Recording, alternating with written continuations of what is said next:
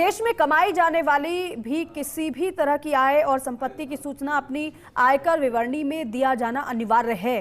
विभाग का मानना है कि विदेश में स्थित हर बैंक खाते की जानकारी भी आयकर विवरणी में दर्ज कराया जाना जरूरी है, चाहे उसमें लेन देन हो या फिर नहीं हो। इसी तरह विदेश में स्थित संपत्ति का मूल्य कुछ भी हो, विभाग को इसकी जानकारी दिया जाना जरूरी है। आयकर विभाग की ओर से कर सलाहकारों के माध्यम से करदाताओं में जागरूकता का विशेष प्रयास किया जा रहा है। इस पर एक खास रिपोर्ट आपको दिखाते हैं। केंद्रीय प्रत्यक्ष कर बोर्ड के निर्देश पर आयकर विभाग देश भर में करदाताओं को विदेश में स्थित संपत्तियों की जानकारी साझा करने के लिए जागरूकता अभियान चलाए हुए है। शुक्रवार को आयकर विभाग की अन्वेषण शाखा ने इस कड़ी में आउटरीच कार्यक्रम का आयोजन किया। बहुत सारे केसेस में ये देखा जा रहा है कि जो फॉरेन एसेट्स हैं या फॉरेन इनकम है उसका डिक्लेरेशन नहीं आ रहा है। तो जो रेजिडेंट्स हमारे जो एक्ट की डेफिनेशन है सेक्शन 6 की, उसमें जो रेजिडेंट्स हैं उनको कोई भी अगर फॉरेन एसेट है तो वो एक शेड्यूल्स हैं, FA एक शेड्यूल है, FSI है और एक TR, ये शेड्यूल्स में अपनी रिटर्न में उसको भरना पड़ता है।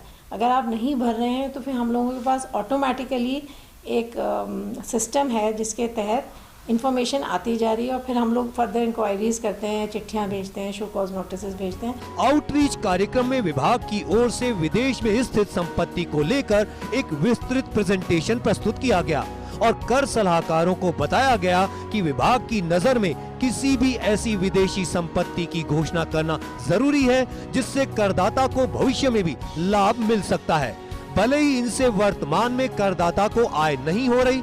इसी तरह विदेश में स्थित संपत्ति की जानकारी उन करदाताओं के लिए भी दिया जाना अनिवार्य है जिनकी आय भारत में कर योग्य नहीं है। विदेश में स्थित संपत्ति की जानकारी आयकर विभाग को देने की अंतिम समय सीमा 31 दिसंबर तय की गई है।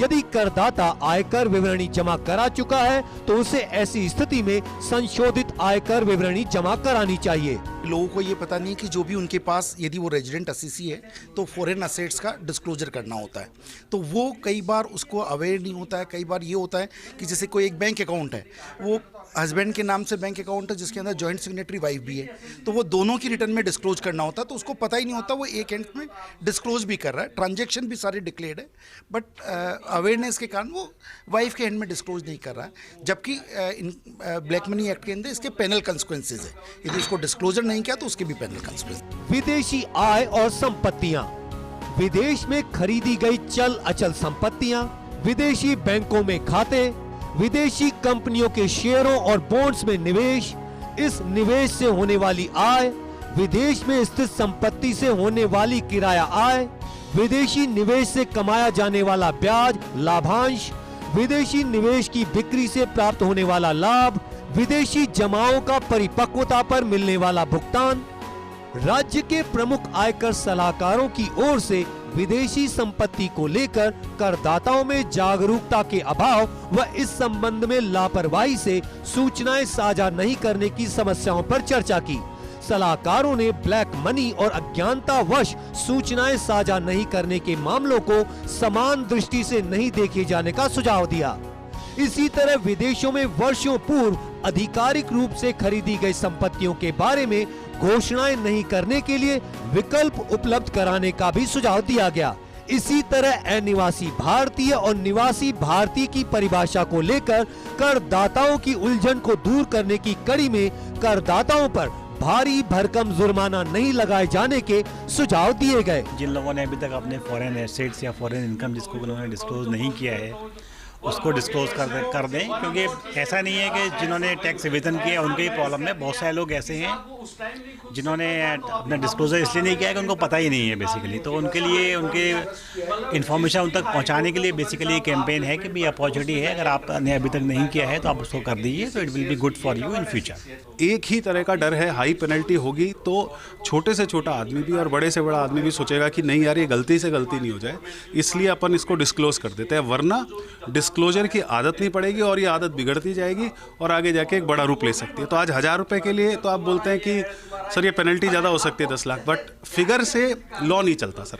आप ये नहीं कर सकते कि 1000 रुपये है तो आप 10 रुपये दे के छूट जाओगे, तो फिर कोई इसको रिस्क सिंसियरली लेगा ही नहीं किसी तरह से। तो ये बहुत ज़रूरी है इंटरनेशनली जानना कि पैसा कहाँ घूम रहा है, कहाँ पड़ा है हिंदुस्तानियों का पैसा, और किस तरह से अगर इलीगल है तो देश में लाया जा सकता है। तो उसके लिए पेनल्टी हैवी होना बहुत जरूरी है। आयकर विभाग की ओर से विदेश में स्थित संपत्तियों की सूचनाएं साझा करने की इस मुहिम को विदेश में स्थित काले धन का पता लगाए जाने की कड़ी में भी देखा जा सकता है।